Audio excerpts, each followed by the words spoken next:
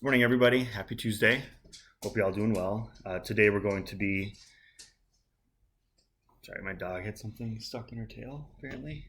Um, Today we're going to be continuing our research project, our research summative, Northview Renaissance summative. We're going to be actually researching together today. We're going to be starting off with Tupac Shakur. Hope you probably know who that is or have heard the name. Um, so he's an example of somebody you could use for this project.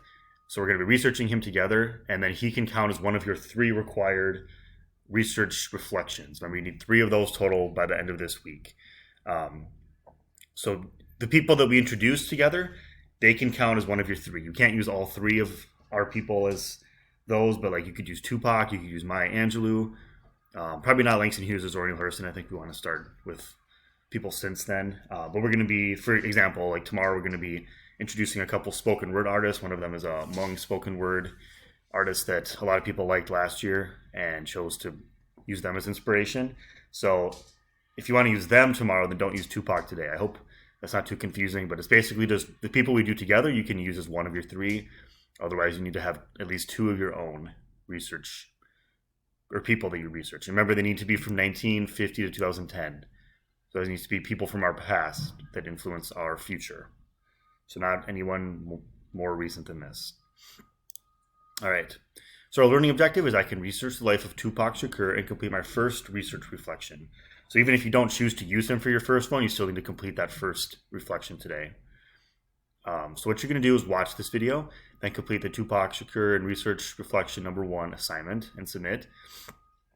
And then just make sure you're asking me throughout this, especially this week, like questions you have, because this is kind of starting this research, this summative is going to take us through the rest of the year. So whenever a question comes up, you need to make sure you're asking. Otherwise, you're going to fall behind and get confused.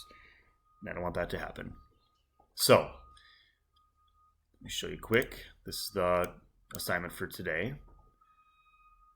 I really enjoyed doing this. I love learning about Tupac and listening to his music and stuff. So hopefully you guys do too. If you haven't listened to his music, you should check it out for sure. There's one song in here, but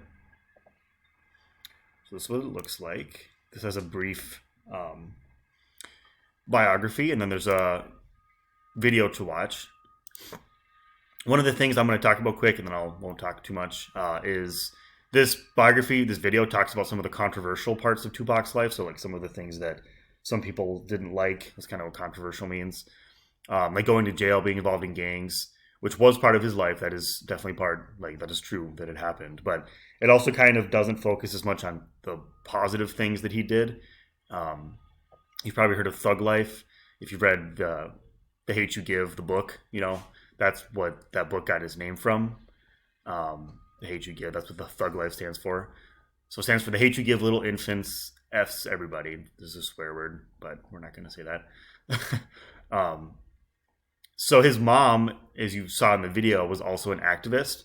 She fought through racism, and Tupac did as well. He embraced thug life, but people think like thug is just like a gangster or like somebody that's just trying to like get in trouble with the cops and do drugs and all this stuff. But it wasn't really about that with him. It might have seemed like it sometimes, but he really was committed to stopping racism, especially like that's kind of what this quote means: the hate you give little infants. So little kids, the hate they get without even knowing, like this racism is so prevalent that like they're experiencing it from like when they're a little kid, they're not even knowing it, but they're just set up harder, like more difficult in society and just so many different issues. But like that's kind of what this is all about. So Thug Life is about fighting against this. It's not about selling drugs and getting guns and all this stuff. It's not like that's what the media makes it seem like. But okay, it's kind of a rant, but I just wanted to clarify that. So now this is a question: is what does that mean to you, Thug Life? Okay, look it up if you need more help. But okay, then you're gonna watch this awesome video of the song "Dear Mama," great song. Check that out. Look at some of his poems. That's part of what you guys don't know as much. If you do know Tupac, you might not have known about all the poetry he wrote. He was an awesome poet, as well as a musician, obviously. So these 2 videos are each like a minute each. Just watch those. It's his poem called "The Rose That Grew from the Concrete." So there's his inspiration for writing it in a quick video. So watch those. Another poem, "When Your Hero Falls." He wrote this one for his mom. There's a song somebody made. This wasn't Tupac, but they made it based off this poem. Then these are optional. You don't need to watch these unless you want to keep watching more poetry of his. These are 2 more poems.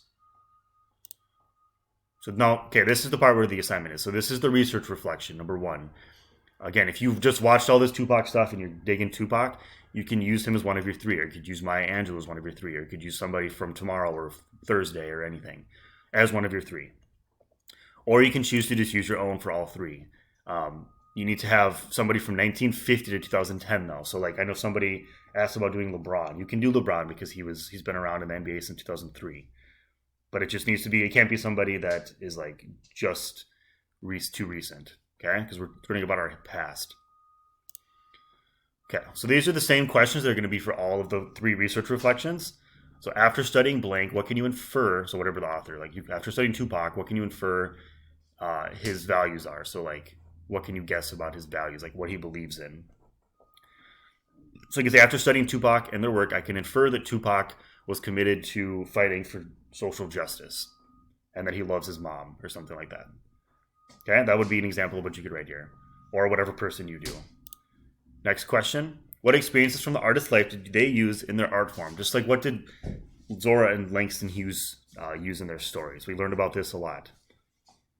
So after analyzing Tupac, I can infer this person experienced blank. So like he's writing these songs for his mom, writing about people getting beaten down and getting back up, kind of like Maya Angelou, but like what from his life experienced that? Or influence that, I mean.